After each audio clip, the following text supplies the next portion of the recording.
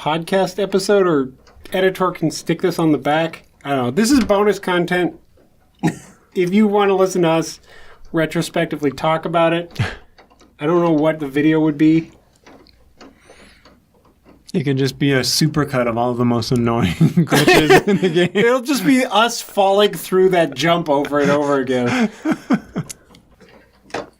We did it, Jordan! Man. I told you there was no plot, and I told you nothing happened. I warned you when we started this. Nothing happens in URU. It's like really not you find interesting. You find out that the Bahro who were oppressed are like weird little critter monsters. I say little, but they look pretty big to me. Yeah, they're probably like 5 feet tall, and they can probably stand up taller if they tried. So yeah. But I think their magic makes linking possible or something. It's been a long time since I did a wiki walk on this, but it's something like that. What I would have wanted is like more information about all of this backstory as I was doing all of this. Like I wanted something to like give me a reason to be doing all of this, and it was just like no reasons anywhere. I didn't feel attached to any of the ages by a theme. They were just like random places that sometimes looked cool, that meant nothing to me, that had no relation to the story that I was trying to like be a part of. I don't remember ever seeing anything about those like creatures. It would have been nice to see like why are they so important? How do they have this power? Like why were they oppressed? Like yeah, we saw like cages, but if you weren't talking to me about like the backstory while I was playing it, I wouldn't have picked up like, oh, this is the area that these things were being oppressed in, and like. Well, we didn't quite listen to Yisha as carefully as we could have, and we didn't read as carefully as we could have because we're trying to get through it and make a show. So I deliberately filled in a little bit so we didn't have to read quite as carefully. But yeah, a lot of it is very vague, and it's easy to miss one journal. Like at least in Myst, there was like stuff littered around. Yeah. That like was flavor. For this like visual flavor, like you. Well, would Myst like 1 see... is not really coherent. They just kind of like threw together stuff and then called it a game. But like Riven, even on Riven, like there's just like little stuff everywhere that like as you look at it, you understand like the lore behind. You cannot get the code to Catherine's cage unless you find Gen's journal. They're right next to each other, and Gen's journal explains a lot very explicitly. It's not little breadcrumbs that you have to try and deduce from other stuff. You get a lot very directly there.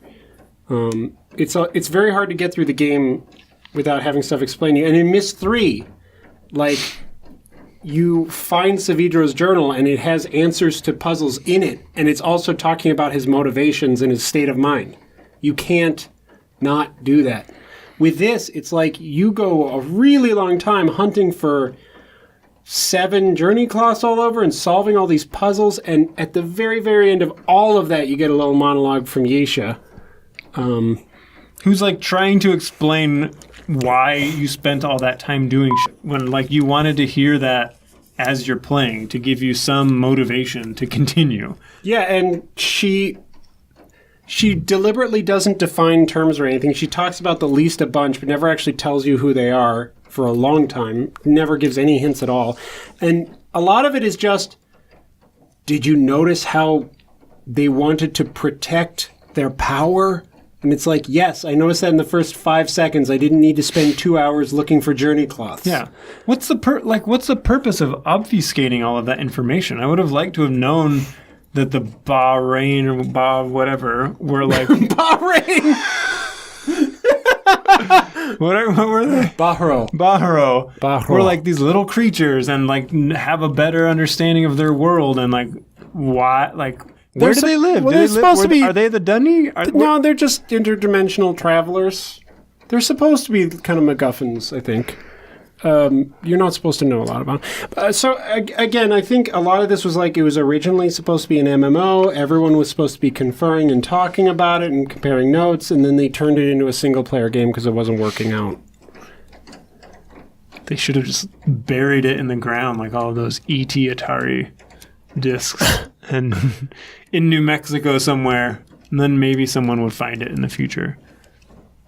There's got to be someone that lives in New Mexico that has like a ranch called Tamana or something. Like in real life. I'd be really disappointed if there wasn't. That's going to be what I look up today.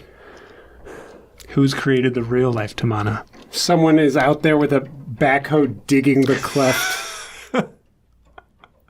I'm down. Let's win the lottery so we can go build our own Myst land in New Mexico.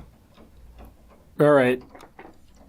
Well, that was URU, and I say PURU. Good riddance.